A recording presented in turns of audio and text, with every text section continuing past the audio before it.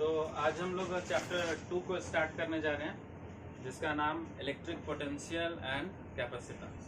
हम लोग class 10th में पढ़े थे इलेक्ट्रिक पोटेंशियल के बारे में, कि बेसिकली इलेक्ट्रिक पोटेंशियल होता क्या था कि किसी भी इनफाइनाइट पॉइंट से अगर हम एक यूनिट चार्ज को किसी पर्टिकुलर पॉइंट पे लाने में जितना वर्क डन लगेगा उसको क्या कहेंगे, इलेक्ट्रिक पोटेंशियल। और उसी पर्टिकुलर पॉइंट से जब हम उस यूनिट चार्ज को ले करके दूसरे पॉइंट तक ले जाने में जितना वर्क डन लगेगा उसको कहेंगे पोटेंशियल डिफरेंस। जैसे कि एग्जांपल समझाते हैं। मान लेते हैं कि इनफाइनाइट डिस्टेंस पर एक चार्ज रखा गया और इस इनफाइनाइट डिस्टेंस से हम चार्ज को किसी पर्टिकुलर पॉइंट पर लेते हैं। तो जब एक टेस्ट चार्ज को इनफाइनाइट डिस्टेंस से पर्टिकुलर पॉइंट तक लाने में जो भी वर्क डन लगेगा वो कहलाएगा इलेक्ट्रिक पोटेंशियल। इलेक्ट्रिक पोटेंशियल को हम लोग यहाँ पर V से रिप्रेजेंट करेंगे। V बराबर W upon Q naught, work done पर यूनिट टेस्ट चार्ज। ये Q नॉट जो है इसको कहेंगे टेस्ट चार्ज। कहेंगे कि the amount of work done to bringing a unit positive test charge from infinity to a particular point against electrostatic field. इसका unit क्या हो जाएगा, वर्क का यूनिट हो गया जूल और चार्ज का हो गया कूलम, जूल पर कूलम। अब आ जाते हैं पोटेंशियल डिफरेंस।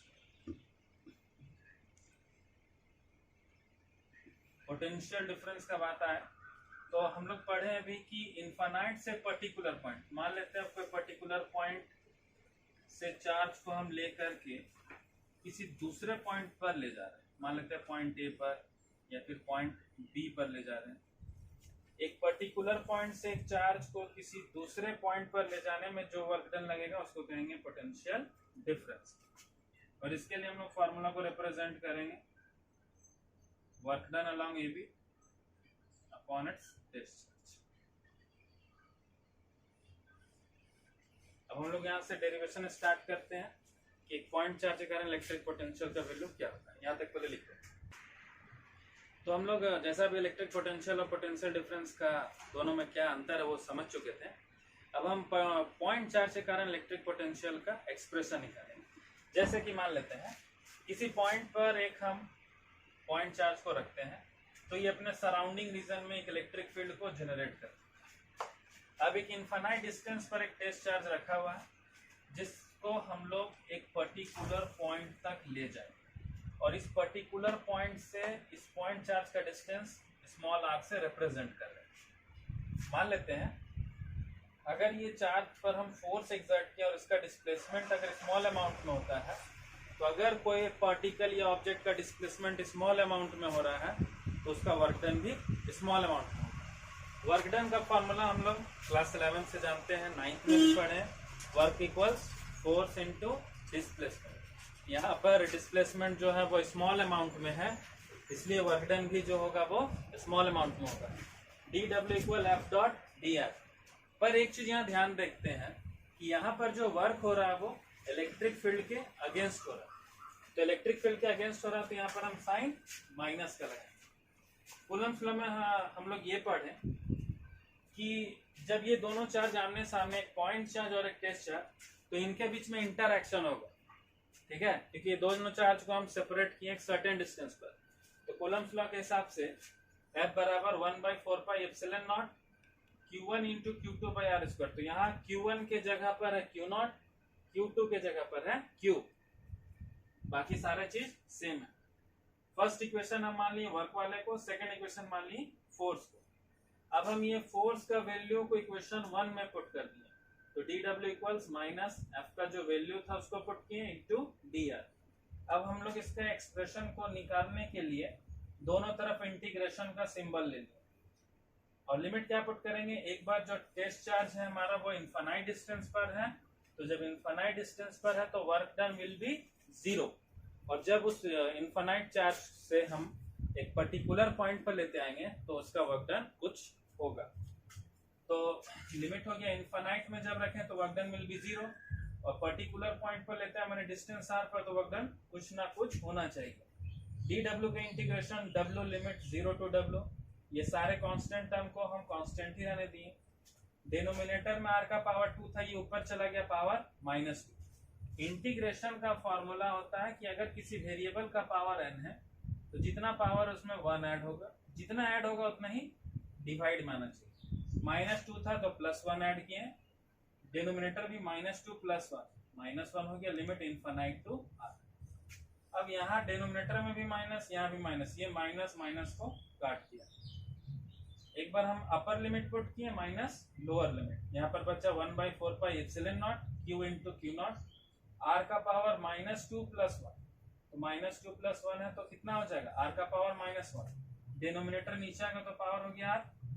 अब यहाँ से देख सकते हैं कि 1/r का लिमिट है, एक बार इनफाइनाइट एक बार r, एक बार r पुट करेंगे एक बार इनफाइनाइट पुट करेंगे, तो 1/इनफाइनाइट का वैल्यू 0 बचा 1/r हम इसके साथ मल्टीप्लाई, ये हो गया वर्क डन का value 1/4 pi epsilon not q into Q not by r।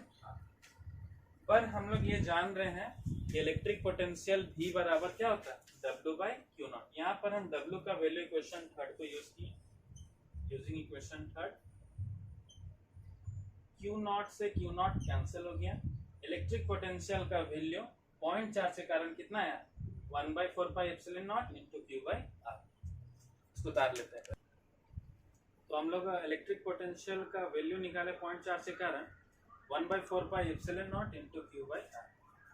एक टॉपिक इससे इम्पोर्टेंट है कि जनरल पॉइंट पर इलेक्ट्रिक पोटेंशियल का वैल्यू क्या होगा, और इसको VBI करके तुम लोग लिख लो, और इसको देखो कैसे एक्सप्रेस कर सकते हैं। टॉपिक का नाम हो गया electric potential due two point charge at general point. तो कंसीडर करते हैं हम लोग यहाँ पर एक इलेक्ट्रिक डाइपोल का पेयर, और याद करो कि चैप्टर 1 में हम लोग इलेक्ट्रिक डाइपोल पढ़े थे कि एक अनलाइक चार्जेस का पेयर, माने एक नेगेटिव चार्ज और एक पॉजिटिव चार्ज।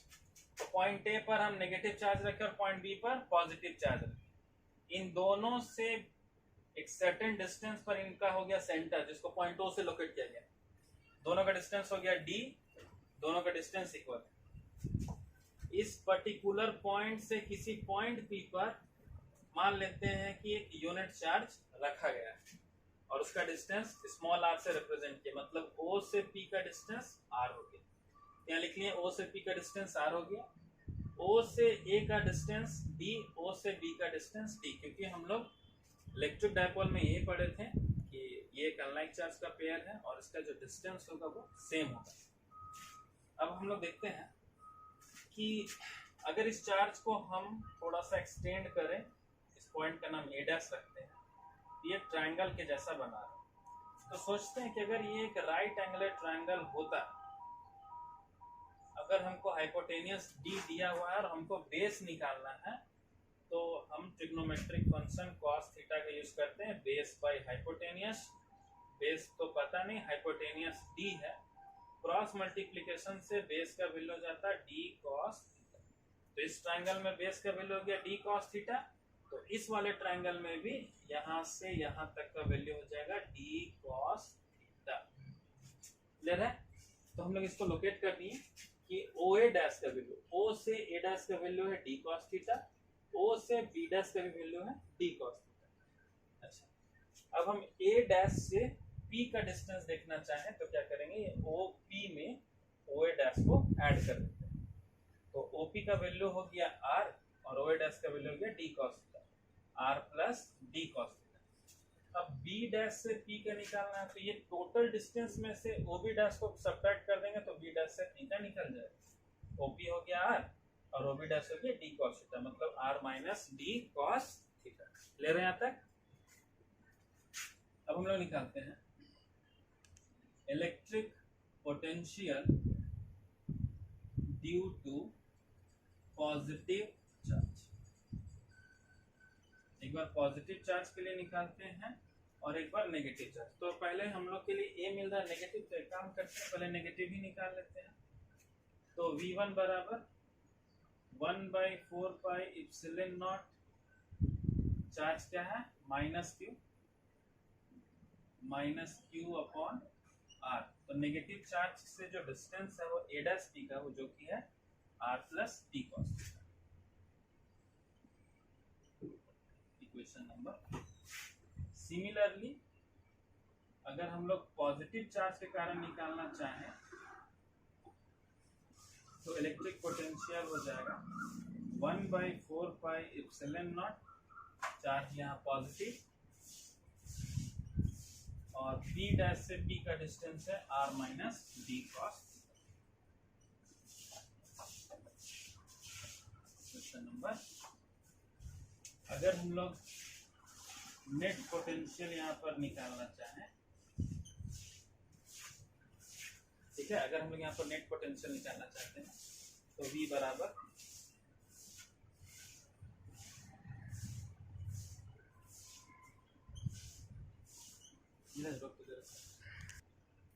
तो हम लोग यहाँ पर सब पॉइंट चार्ज के कारण मैंने पॉजिटिव और नेगेटिव के कारण निकाल चुके थे कि electric potential due to positive charge, ये पॉजिटिव चार्ज यहाँ पर रखा हुआ था।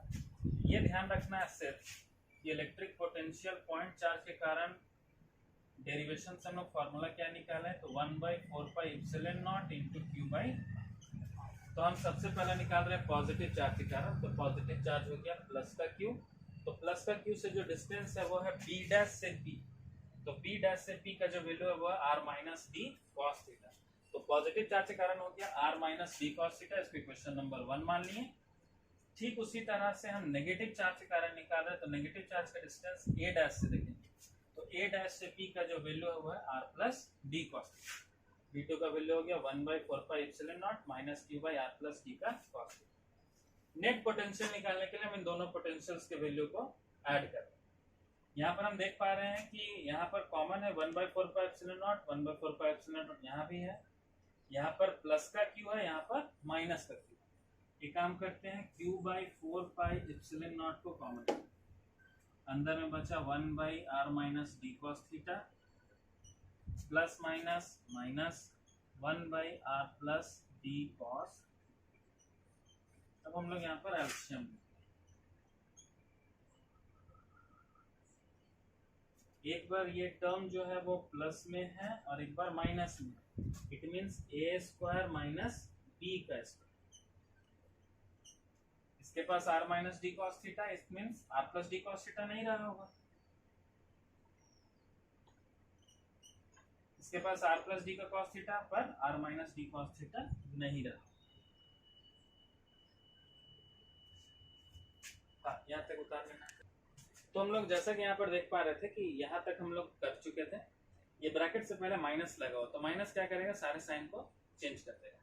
तो हम यहाँ पर जो ब्रैकेट खुला तो ये प्लस था, तो माइनस, माइनस वाला प्लस हो गया, ये प्लस का आर माइनस का आर को कैंसिल कर दिया, D cos theta 2d cos theta. अब हम लोग यहाँ पर से देख पा रहे हैं 1/4 पाई एप्सिलॉन नॉट बचा है, क्यू बचा और ब्रैकेट के अंदर बचा 2d कॉस थीटा और इसके डिनोमिनेटर बचा r square minus D square cos square theta. अब हम कंडीशन अप्लाई करते हैं कि अगर ये r इस d से बहुत ज्यादा बड़ा हुआ तो हम d स्क्वायर को नेग्लेक्ट करते हैं, तो d स्क्वायर जब ये नेग्लेक्ट हो गया तो बचा यहाँ पर क्या 1/4 pi epsilon not q dot 2d cos theta और r square, q dot 2d की जगह हम p से रिप्रेजेंट कर देते हैं, तो हमारा नेट पोटेंशियल का वैल्यू हुआ 1/4 pi epsilon not q dot 2d की जगह p आ गया cos theta upon r square. तो अब हम लोग इक्विपोटेंशियल सरफेस के बारे में जान लेते हैं, पहले क्या होता है। इक्वी का मतलब हो गया इक्वल, और सरफेस पर हम देखेंगे कि जब हर एक पॉइंट पर पोटेंशियल डिफरेंस अगर सेम रहेगा तो उसको कहेंगे इक्विपोटेंशियल सरफेस। जैसे हम यहाँ पर 3 पैरेलल प्लेट्स को कंसीडर किए और यहाँ से इलेक्ट्रिक फील्ड लाइंस क्रॉस करें, तो जब हर एक पॉइंट पर पोटेंशियल डिस्ट्रीब्यूट होने के बाद, मतलब चार्ज को डिस्ट्रीब्यूट करने के बाद भी अगर पोटेंशियल का वैल्यू सेम रहता है तो उस सरफेस को कहेंगे इक्विपोटेंशियल सरफेस। एक इधर भी हम लोग डायग्राम बनाया है जिसमें ये पता चल रहा है कि हर एक पॉइंट पर चार्ज के डिस्ट्रीब्यूशन के बाद भी इलेक्ट्रिक पोटेंशियल का वैल्यू सेम है। उसके लिए हम लोग डेफिनेशन लिखेंगे, it is a surface in which when charge is distributed potential is same at every point। अब इसका प्रॉपर्टी जान लेते हैं। पहला इसका प्रॉपर्टी है कि इलेक्ट्रिक फील्ड लाइन जो है वो हमेशा इक्विपोटेंशियल सरफेस से परपेंडिकुलर होगा। सेकेंड पॉइंट कि दो इक्विपोटेंशियल सरफेस कभी भी एक दूसरे को इंटरसेक्ट नहीं करेगा। तीसरा, इक्विपोटेंशियल सरफेस जो है वो स्ट्रॉन्ग या फिर वीक इलेक्ट्रिक फील्ड को रिप्रेजेंट करता है। चौथा कि यहाँ पर कोई भी वर्क डन नहीं होगा जब एक चार्ज एक पॉइंट से दूसरे पॉइंट पर जाए।